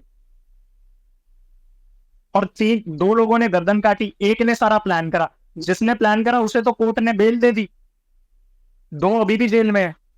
आप सोचिए, आम आदमी पार्टी का काउंसलर, निगम पार्षद दिल्ली का, जो 2020 के दिल्ली दंगों का मास्टरमाइंड था, ताहिर हुसैन, उसके साथ 9 आरोपी शाहरुख समेत सब जेल में है अभी। तो ये तो आपकी हालत है। अब आप देख लीजिए कि लोकतंत्र है या ओवर डेमोक्रेसी है हमारे देश में, क्योंकि पंजाब में खालिस्तान आतंकवादी जीत रहा है वो। और खालिस्तानी आतंकवादी पन्नू ने भी वीडियो बनाई कि केजरीवाल को मैंने पिछले 10 सालों में 133 करोड़ रुपए दिए हैं। केजरीवाल ने कभी कुछ बोला एक शब्द खालिस्तानियों के खिलाफ? कभी नहीं बोला। केजरीवाल एक एनजीओ चलाते थे राजनीति में आने से पहले। 2002 में केजरीवाल के एनजीओ को, जॉर्ज सोरोस के एनजीओ ने, ओपन फोर्स सोसाइटी ने 8 करोड़ रुपए दिए थे। केजरीवाल की 20 साल की सैलरी हो गई। और ये किताब लिखी है, ये मैं ऐसी नहीं बोल रहा हवा में, एक किताब लिखी है रॉ के एक्स ऑफिसर ने, कर्नल RSN सिंह ने एक किताब लिखी है, जिहादी द न्यू एंटी नेशनल्स। उसमें साफ साफ ये बताया है कि भाई केजरीवाल के एनजीओ को 2002 में जॉर्ज सोरोस के एनजीओ ने 8 करोड़ रुपए दिए। उस समय के 8 करोड़ केजरीवाल की 20 साल की सैलरी। अब आप बताएं। तो कुशाग्र ये बताओ ना कि जब बीजेपी को पावर में अगर हिंदू लेके आया और तब भी उसके 10 साल बाद भी आज ये प्रॉब्लम सॉल्व नहीं हो रही है, खराबी हो जा रही है, तो उसका सॉल्यूशन क्या है? देखिए, सॉल्यूशन ये है कि सत्ता के बदलने से समाज नहीं बदलता, समाज के बदलने से सत्ता बदलती है। आप सोच रहे हैं समाज को भी जागरूक होना पड़ेगा। समाज की मांग थी राम मंदिर हुआ, समाज की मांग थी धारा 370 हटी, तो समाज को ही तैयार रहना पड़ेगा हर एक चीज के लिए।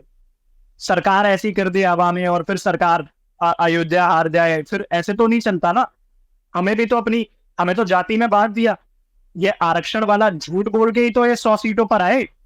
आप सोचिए, कोई सच बोल के तो आए नहीं है कि आरक्षण खत्म कर देंगे। एक बयान नहीं दिया, बल्कि जो अमित शाह ने बयान दिया वो उसकी क्लिप काट के चला दी कांग्रेसियों ने। हमारा दुर्भाग्य ये है हम जैसे लोगों का कि एक तो हम एक नहीं है जितने हमारी आइडियोलॉजी के लोग हैं, और एक नहीं होने के बाद हमारे पास कोई इकोसिस्टम नहीं है। जिस दिन हमारे पास एक इकोसिस्टम आ जाएगा ना, ये हम नैरेटिव की लड़ाई जीतेंगे ही जीतेंगे। हम ग्राउंड लेवल पे लड़ाई हार सकते हैं, हम चुनाव हार सकते हैं, लेकिन हम नैरेटिव की लड़ाई नहीं हार सकते। क्योंकि आजकल क्या है ना, नैरेटिव की लड़ाई है। सोशल मीडिया में बहुत पावर है, और भारत में तो सबसे ज्यादा यूथ है, 75 करोड़। इसलिए इतनी ओटीटी पे अश्लीलता दिखाई जा रही है। मतलब हमारी यूथ को नपुंसक बनाया जा रहा है। LGBTQ चला दिया, वो बनाने की कोशिश हो रही है। राजीव मल्होत्रा जी की एक किताब है स्नेक्स इन द गंगा, बहुत बढ़िया किताब है, आप पढ़िएगा उसे, आपको चीजें क्लियर होंगी।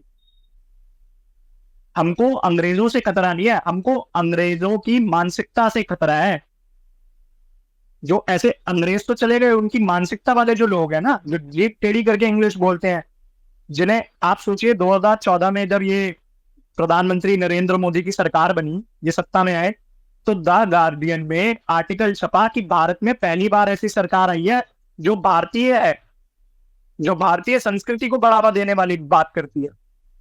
आप सोचिए, राम मंदिर कोई हिंदू मुस्लिम का इशू हो गया, एक सांस्कृतिक मुद्दा है। बाबर आया, तोड़ के गया, फिर कह रहे हैं कि हॉस्पिटल बना लो। अरे तो बाबरी मस्जिद कितनों को रोटी दे रही थी? भाई मैं अयोध्या में रह रहा हूँ, राम मंदिर नहीं बना, मेरे घर का प्राइस है 1 करोड़। राम मंदिर बनने के बाद मेरे घर की आज जमीनों की कीमतें 8-8 करोड़ 9-9 करोड़ हो रही है। आप अयोध्या में जमीन खरीद के देखो, कोई बेचने को तैयार नहीं है अपना घर। क्यों? सोने की जमीन हो गई। अब तो राम मंदिर बन गया, पूरी इकोनॉमी उसी के आसपास घूमेगी, टूरिज्म होगा, सब चीजें होंगी, जमीन के दाम बढ़ेंगे, ये चीजें हैं। हॉस्पिटल तो बन जाएगा, नालंदा यूनिवर्सिटी पढ़ाई बनाई है, पढ़ो। वामपंथियों का तो आप सोचिए कि डीयू में हमारी जो शिक्षा है ना, वो बदली नहीं गई। ये सबसे बड़ा दुर्भाग्य है। आप सोचिए, राम पुनियानी है, ये इरफान हबीब, रोमिला थापर, ये सब ऐसे, DN झा, RN शर्मा, ये सब वामपंथी। तो राम पुनियानी की एक किताब है, वो लिखता है अपनी किताब में कि भाई नालंदा जो है वो बौद्ध भिक्षुक ने जलाई, उसका बस नहीं चला, उसके पास कोई सोर्स नहीं था, उसने तो हवा हवाई बात लिख दी। नहीं तो वो यही लिख देता कि ब्राह्मणों ने जलाई नालंदा। एक तरफ कहते हो कि पढ़ने नहीं दिया जाता, फिर एक तरफ कहते हो कि बौद्ध भिक्षुक ने। पता क्या लिखा है उस किताब में? बौद्ध भिक्षुकों ने आए, वो वहां जो खिलजी आया था जलाने के लिए, वो क्या क्या कह रहा था कि भाई बख्तियार बिन खिलजी 14 घुड़सवार लेकर आया था, नालंदा जला दी, उसको ठीक करा था, कुरान के पन्नों पे दवाई लगा दी थी वैद्य ने, तो वो ठीक हो गया। फिर उसने कहा यार ऐसी संस्कृति है, इसको तो नष्ट करना पड़ेगा, या तो इस्लाम का राज होना चाहिए। वो नालंदा आया, जला दी। तो वो बंदा राम पुनियानी अपनी किताब में लिखता है कि बहुत भिक्षुकों ने नालंदा जलाई, और बख्तियार बिन खिलजी उस नालंदा को बचा रहा था। और कैसे क्या लिखता है वो? हमें बोलते हैं ना अंधभक्त, राम पुनियानी लिखता है, मतलब वामपंथियों का वामपंथी, सबसे बड़ा वामपंथी अपने आप को, जो कहते हैं हम इंटेलेक्चुअल है, हम इंग्लिश बोलते हैं जीप टेढ़ी करके, वो यही लिखता है कि बहुत भिक्षुक आए, वो बख्तियार बिन खिलजी नालंदा को बचा रहा है, और उसमें से एक नाराज हो गया कि क्यों बचा रहे हो भाई, मैं तो जलाऊंगा इसको, इन दुकानों किताबों को। तो वहां गड्ढा कर दिया, उसके शिष्य था और एक आचार्य थे बहुत भिक्षुक, वो गड्ढा कर दिया 6 फीट, उसमें वो गड्ढे में बैठ गया, तपस्या करने लग गया। 12 साल तक तपस्या करी। 12 साल के बाद उसे सूर्यदेव की शक्ति आ गई, उसने अपनी हाथ लिए, मंत्र पढ़ा, किताबों पे था, आग लग गई। ये राम पुनियानी ने अपनी किताब में लिखा है। और फिर क्या कर रहे हैं बख्तियार बिन खिलजी? क्या कर रहा है बख्तियार बिन खिलजी? पानी ला रहा है, वहीं ऊपर 2 किताबें रखी हैं, उनमें से अचानक पानी निकला और वो आग बुझ गई। और ये कोर्स पढ़ाया जाता है दिल्ली यूनिवर्सिटी में। जो आईएएस ऑफिसर बन रहा है, जो आईपीएस ऑफिसर बन रहा है, उनको ये पढ़ाया जाता है कि ऐसे हुआ था। तो ये चीजें अब इसको कैसे बदलोगे? इसको तो बदलना था ना पहले। यही एक गलती है कि दो चीजें तो जरूर होनी थी, कुछ होना नहीं होना था। सरकार बनने के बाद ये 10 साल ये दो चीजें हो नहीं पाई, शायद आगे हो जाए। पहला, पॉपुलेशन कंट्रोल बिल जो नहीं आ पाया दुर्भाग्य से। दूसरा कि हमारी शिक्षा पद्धति बदलनी थी। नकौले आया, उसने कर दिया ताकि हम मानसिक रूप से सदैव गुलाम हुए, और वही हो रहा है। हम स्वाभिमान से मर चुके हैं, हम अंग्रेज बन चुके हैं।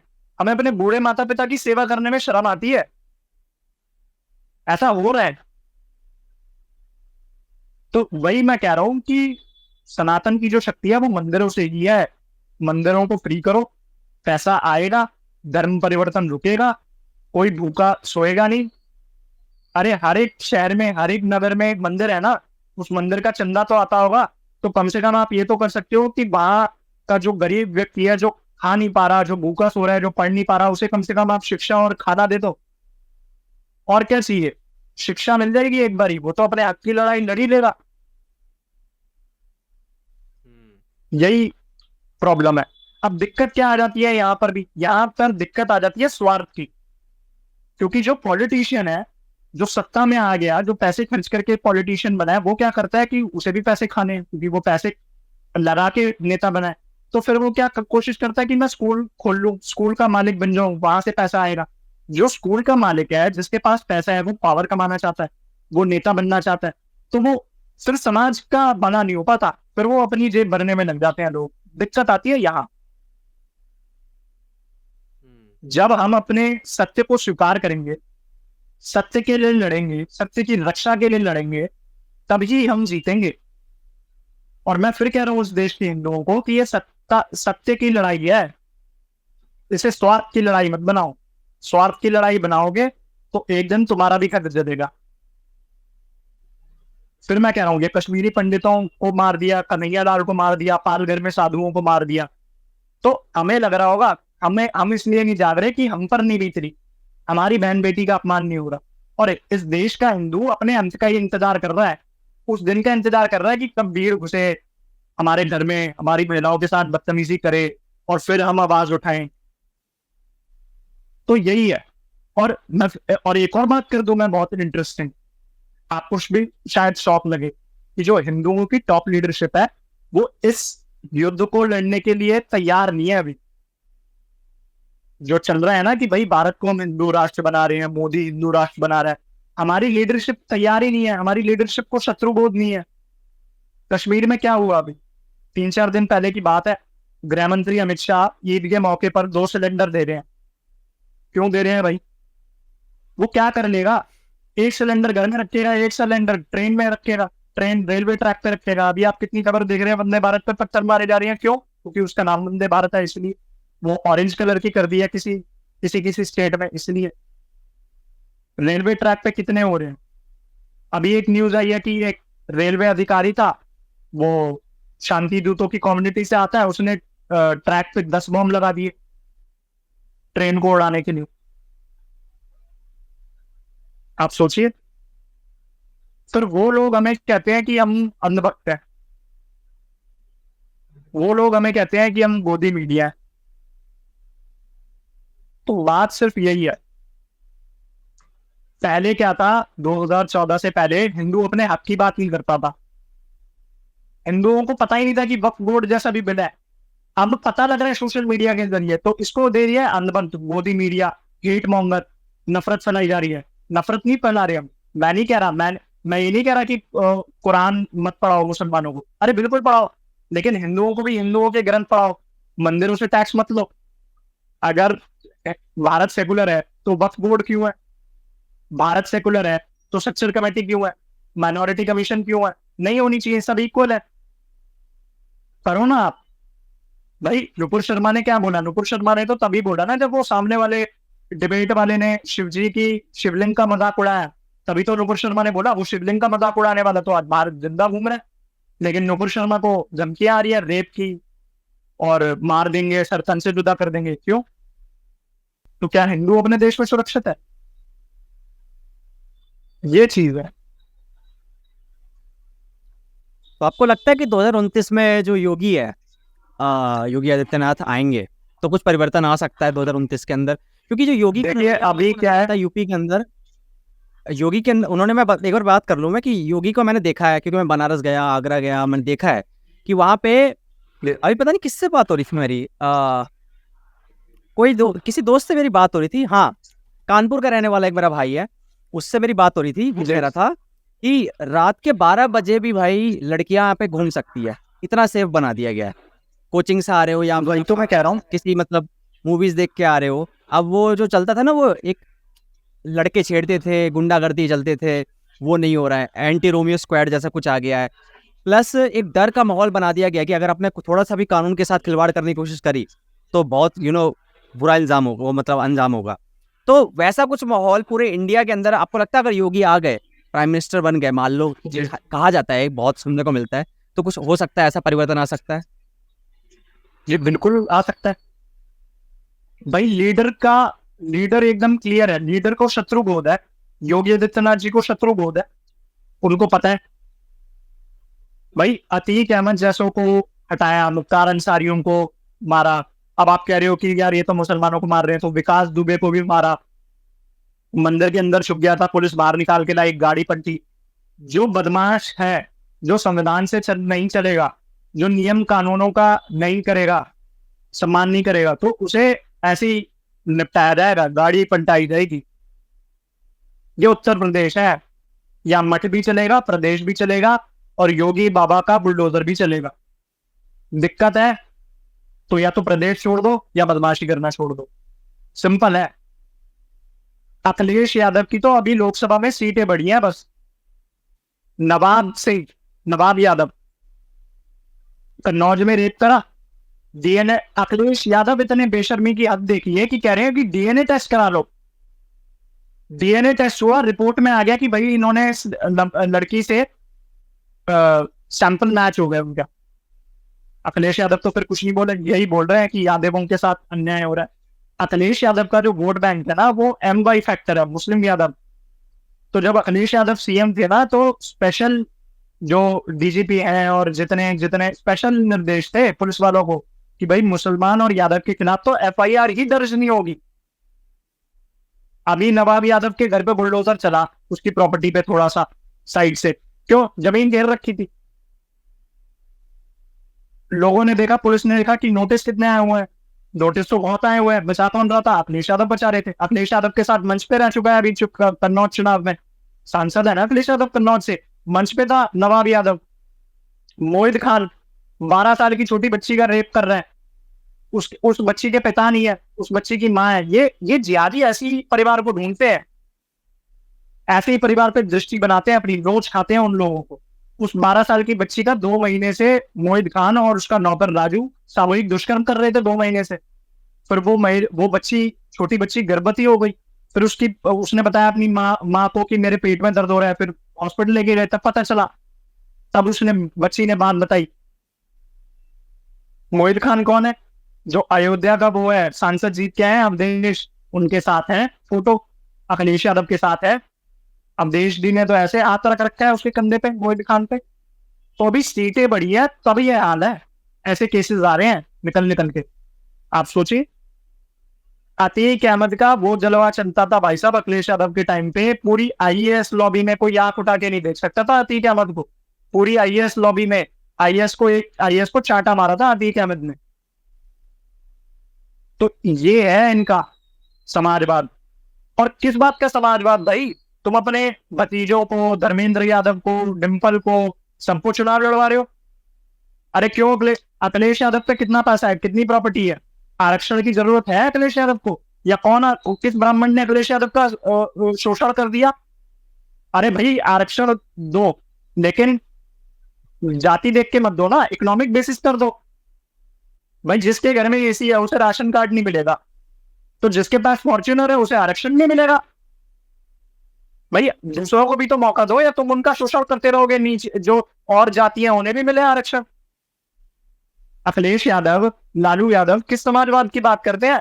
अंबानी की शादी में तो चले गए, अंबानी की बेटे की शादी में 7 लाख की रोलेक्स लेने के लिए। अब आप कहेंगे कि भाई मोदी जी भी गए थे। अरे तो मोदी जी ये कोई कह रहे हैं, बार बार मोदी अडानी अंबानी को चोर कोई बोलते हैं? अरे तुम जो बिजनेस टाइकून तुम्हारे देश में इन्वेस्ट कर रहा है, लाखों करोड़ों लोगों को नौकरी दे रहा है, तुम उसी को चोर बोल रहे हो? तो वो तुम्हारे देश में इन्वेस्ट क्यों करेगा? वो तो बाहर ही जाएगा ना फिर। इसलिए लोग बाहर चले जाते हैं ऐसे नेताओं की वजह से। भाई अयोध्या का हार जाना, अगर अखिलेश यादव ये तर्क है कि अयोध्या का हार जाना मतलब हिंदुत्व का हार जाना, तो क्या अखिलेश यादव का समाजवाद मुकेश अंबानी के पूंजीवाद के आगे बिक गया? सुबह गाली देंगे अडानी को अंबानी को, शाम को उनके बेटों की शादी में जाएंगे। तो ठीक है। सागर मेरे को लगता है डिस्कशन ठीक रहा, जैसा हमने सोचा था, जो टॉपिक्स मैं सोचे थे उसमें जी, बात जी, हो गई। थोड़ा सा थोड़ा सा एक्सट्रीम तो हो गया, क्योंकि मैं सोच के आया ही था कि आप ऐसी बातें बोलोगे। तो एक बार ना जो भी देखिए बोले थे, जो भी जैसे आपने बोला था कि मैं डॉक्यूमेंट दिखा दूंगा या आपको डाटा दिखा दूंगा, तो हो सके अगर आपको के पास वो क्लिप पड़ी हो, या क्लिप तो नहीं दिखा सकोगे, उसमें कॉपीराइट का दिक्कत आ जाता है, पर कोई डाटा पड़ा हो जो आप मुझे शेयर कर सको तो प्लीज दे देना, ताकि मैं इसको यहाँ पे अपने हाँ, जैसे मैं आपको अजमेर सेक्स स्कैंडल पे जैसे हेडलाइन थी या अखबार में छपा था, तो वो सारे डिजिटल मीडिया के स्क्रीनशॉट शेयर कर दूंगा। और जैसे हो गया कि और किस पे मैं डेटा बता रहा था आपको, किताब तो मैंने आपको दिखाई दी थी, बीइंग हिंदू इन बांग्लादेश। ज्यादा से ज्यादा लोग अगर इसे पढ़ना चाहें तो उन्हें पता चलेगा। मतलब मैं इस किताब को पढ़ के रो रहा था, मतलब आंसू आ गए ये पढ़ के कि ऐसा हुआ हिंदुओं के साथ और ये बताया नहीं गया हमें सच। आप सोचिए कि कहते हैं कि ये लिबरल वामपंथी क्या कहते हैं कि भाई भारत तो आजादी से पहले कोई देश था ही नहीं, अंग्रेजों के आने से पहले तो हिंदू मुस्लिम भाई भाई थे। अरे भाई मुगलों ने करा क्या, आप ये तो बताओ।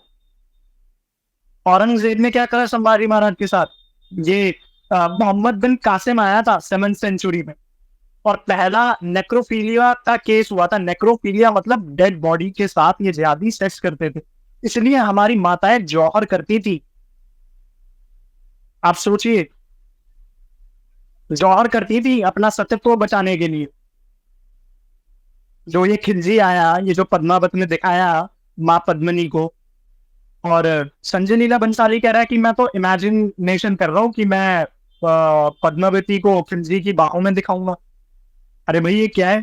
जो सच है वो दिखाओ ना। तुम अपनी इमेजिनेशन क्या कर रहे हो? हिस्ट्री के साथ खिलवाड़ क्या कर रहे हो? तुम्हें किसने हक दिया है? इसकी भी एक फंडिंग होती है बाहर से, पाकिस्तान से, कि ऐसा दिखाओ, एंटी हिंदू मूवीज बनाओ। तो दिक्कत सारी आती है इकोसिस्टम की। जिस दिन हमारा इकोसिस्टम हो जाएगा या जिस दिन हमारी टॉप लीडरशिप से हम ये समझ जाएगी कि भाई हमें भी एक इकोसिस्टम की जरूरत है, हमें नैरेटिव की लड़ाई लड़नी पड़ेगी, अकेले मोदी जी की पॉपुलैरिटी पे नहीं छोड़ सकते, है ना? अकेले योगी जी की पॉपुलैरिटी पे नहीं छोड़ सकते, हमें एक इकोसिस्टम की जरूरत है। नैरेटिव की लड़ाई जीतनी है, सच लोगों को बताना है, तब हम जीतना शुरू हो जाएंगे, तब ये लोगों को सच पता चलेगा। आप सोचिए, जो हमारी महिलाओं के साथ नेक्रोफीलिया करते थे, अपना सतीत्व बचाने के लिए वो जौहर करती थी मुंह में गंगा जल रखकर। आप और मैं, हमारी माताएं रसोइयों में रोटी बना रही हो, आप जाके गर्म तवे पे हाथ रखना, कांप जाओगे आप, नाच जाओगे आपका हाथ। जिनका भी पुरुषार्थ यहाँ चमक रहा है कि मैं तो अल्फा मेल हूं, मैं तो सिग्मा मेल हूं। और आप सोचिए कि हमारी माताएं उस जलती अग्नि में अपने आप को समर्पित कर देती हैं, मुंह में गंगा जल रखकर, तुलसी रखकर, अपना सतीत्व बचाने के लिए कि खिलजी की परछाई हमारे पर ना पड़े। ये तो ऐसे जानवर लोग थे। और अभी भी आप गूगल पे जाएंगे, आर्टिकल सर्च करेंगे ना, पाकिस्तान में भी जब महिला को दफना दिया, किसी को, मुस्लिम महिला को दफना दिया, तो उसका परिवार 1-1.5 महीने तक उसकी कब्र की देखभाल करता है। पता है क्यों? क्योंकि न्यूज आप आर्टिकल दिख जाएंगे आपको कि वहां आए, कब्र दफना दिया लड़की को, 2 दिन बाद डेड बॉडी गायब। क्यों? क्योंकि डेड बॉडी के साथ नेक्रोफीलिया करना है। तो ये हालात है, ये रियलिटी है। हम इतना बोल दें, हम इतना सच दिखा दें, तो हम हेट मॉन्गर हो गए, हम अंधभक्त हो गए। बात सारी यहाँ है। और फिर कह रहा हूं, सत्य कभी भी पराजित नहीं होता, सत्य सत्य होता है। बस दिक्कत यह है कि एक झूठ को 1000 बार बोल देते हैं तो वो सत्य लगने लगता है। और हिंदुओं को बस मैं अंत में इतना ही कहना चाहूंगा, those who forget their history are doomed to repeat it. जो अपने इतिहास से नहीं सीखता ना, वो एक दिन खुद इतिहास बन के रहता था। तो इतिहास से हमें सीखना है और अपने भविष्य का निर्माण करना है। गौरवशाली हमारा इतिहास था और आगे जो हमारा भविष्य है, जो 2047 को हमें विकसित भारत बनाना है, तो उसके लिए काम करना है। अपनी मिलिट्री को भी मजबूत बनाना है और अपने जो यूथ है स्पेशली, उसको वोक कल्चर से बचाना है। बस हमारी आधी लड़ाई वही हम जीत जाएंगे। मुझे लगता है डिस्कशन बहुत अच्छा रहा और काफ़ी कुछ आपको पता है। जी, इस बात की बहुत खुशी है कि आप बहुत कुछ डाटा लेके बैठे हुए थे और अच्छी बात है कि इसी कारण ये डिस्कशन मुझे लगता है मीनिंगफुल रहा, बहुत ज़्यादा अच्छा रहा। और ऐसे ही जी। फ्यूचर में मिलते रहेंगे कभी और जी जी, बिल्कुल के बिल्कुल। साथ भी जुड़ते रहेंगे और बात करते रहेंगे। किसी और भी मुद्दे पर कभी भी। शुक्रिया, शुक्रिया। तो आशा करता हूँ जी। कि जो ऑडियंस होगी उसको कुछ यहाँ से वो टेक अवे कुछ हो उनका, जो लेके जाएंगे वो समझ में आएगा उनको बहुत कुछ हो रहा है जो मेन स्ट्रीम मीडिया नहीं दिखाता है, जबकि उसको दिखाना चाहिए। और किस तरीके जी। से एक एंटी हिंदू नैरेटिव हमें देखने को मिलता है बॉलीवुड के अंदर, सोशल जी। मीडिया के अंदर, उसका भी उन्हें पता होना चाहिए। तो आशा करता हूँ कि इस पॉडकास्ट से उन लोगों को ये मैसेज जाएगा। तो बिल्कुल बिल्कुल। चलते हैं और ध्यान रखिए अपना। मैं रिकॉर्डिंग एंड कर लेता हूँ एक